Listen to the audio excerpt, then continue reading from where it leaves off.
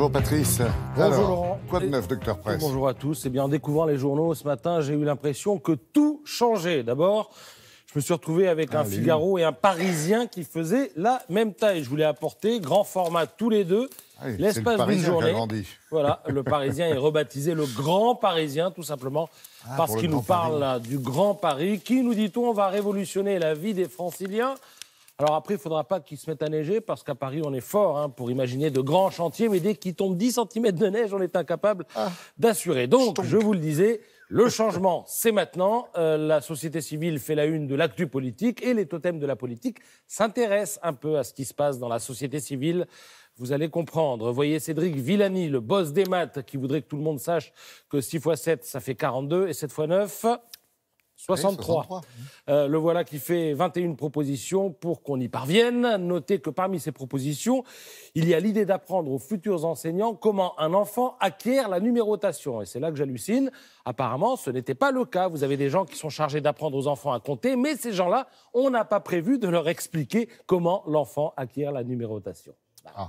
Donc, la société civile fait de la politique et à l'inverse, la politique s'efforce de penser un peu moins à elle et tente de se rendre utile à la société. C'est ainsi que Nicolas Sarkozy annonce qu'il s'engage contre les cancers de l'enfant.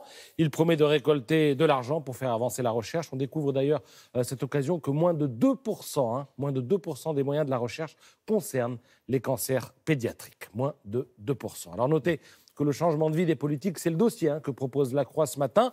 Il y aurait une vie après la politique, surtout quand on n'a pas le choix et que l'électeur vous a botté le derrière.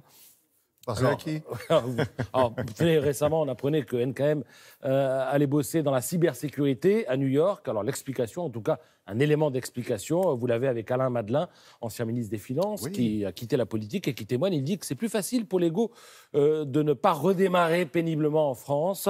On peut revenir après quelques années, après avoir essuyé les plâtres à l'étranger. Donc NKM, n'en doutez pas, elle reviendra. Alors, dans la série, il y a du changement.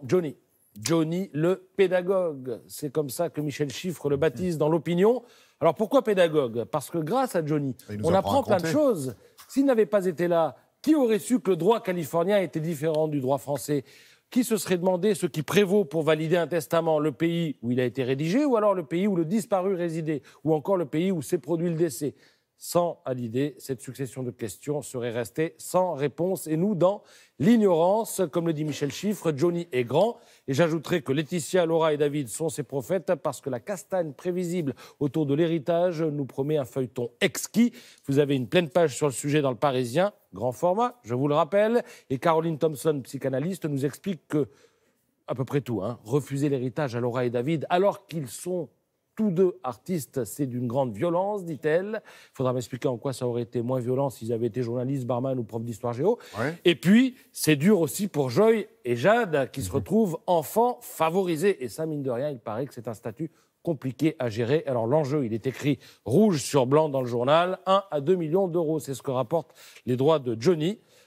Et voilà, et c'est comme l'écrit Laetitia à la fin de sa lettre ouverte ce matin, je t'aime, papa. Et puis, pour en revenir à ce que vous nous disiez au début, il aura au moins appris tous à compter. Voilà, merci.